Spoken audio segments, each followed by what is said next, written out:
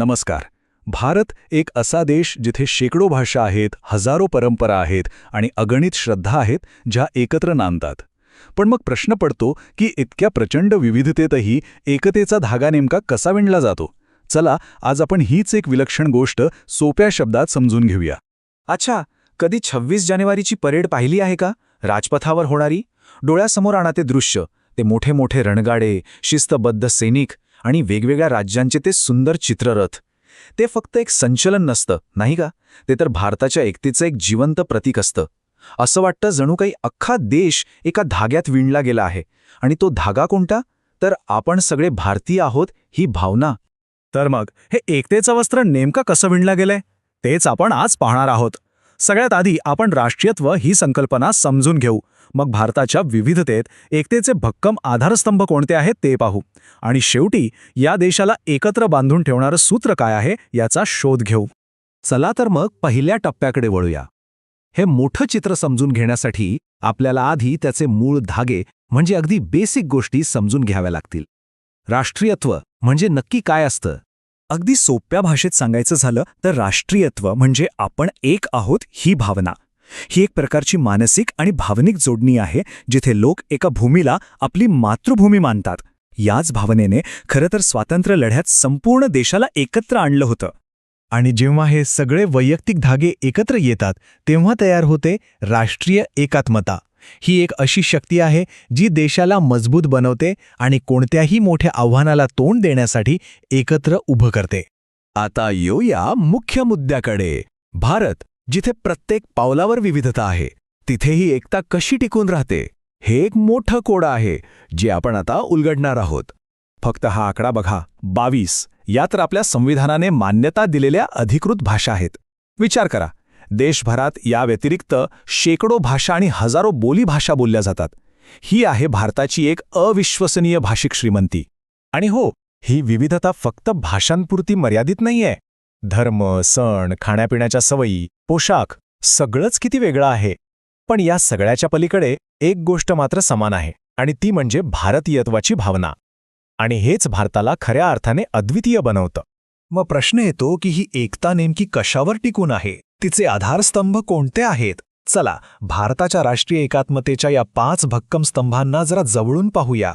महिला आणि सगळ्यात नैसर्गिक आधारस्तंभ आहे भौगोलिक एकता. भारताच्या नकाशाकडे एकदा पाहिलं तरी लक्षात येतं की निसर्गानेच आपल्याला एक वेगळी ओळख दिली आहे.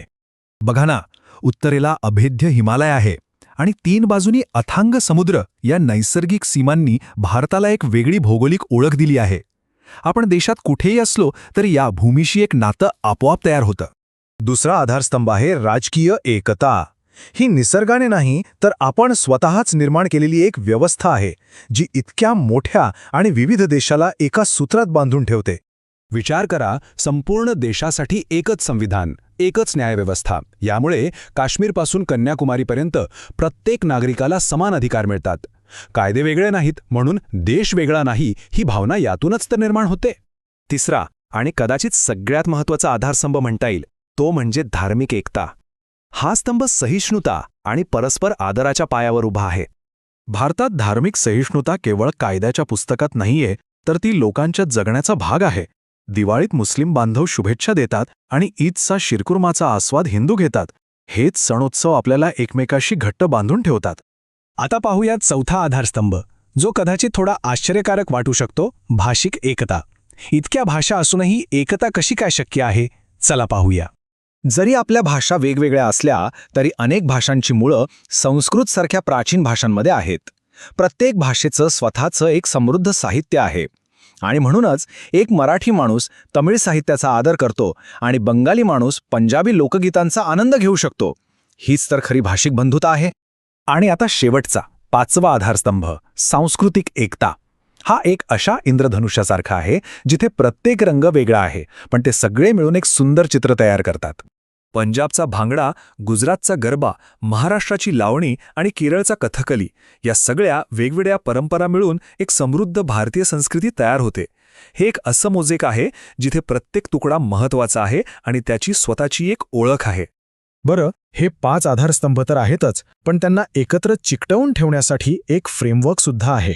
ती चौकट काय आहे? चला तेही पाहूया. धर्मनिरपेक्षता सर्व धर्मांना समान मानते, लोकशाही प्रत्येकाला समान अधिकार देते आणि स्वातंत्र्य दिन किंवा प्रजासत्ताक दिनासारखे राष्ट्रीय सण आणि आपला तिरंगा ही अशी प्रतीकं आहेत जी आपल्याला सतत आठवण करून देतात की आपण आधी भारतीय आहोत. हे सर्व घटक मिळून एकतेला अधिक बळकट करतात. आता येऊया शेवटच्या मुद्द्याकडे.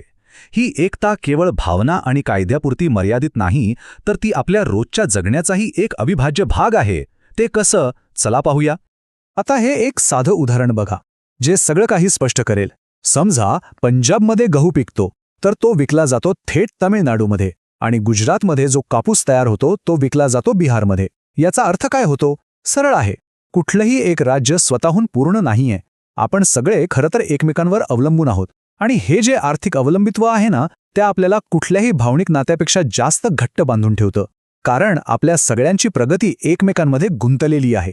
तर ही आहे भारताच्या एकतेची गोष्ट, अनेक वेगवेगळ्या धाग्यांनी विणलेलं एक सुंदर वस्त्र. पण जाता जाता एक प्रश्न, काय वाटतं, भारताच्या भविष्यासाठी यापैकी कोणता धागा सर्वात महत्त्वाचा ठरेल? भौगोलिक, राजकीय, धार्मिक, भाषिक की सांस्कृतिक? विचार करायला लावणारा प्रश्न आहे, नाही का?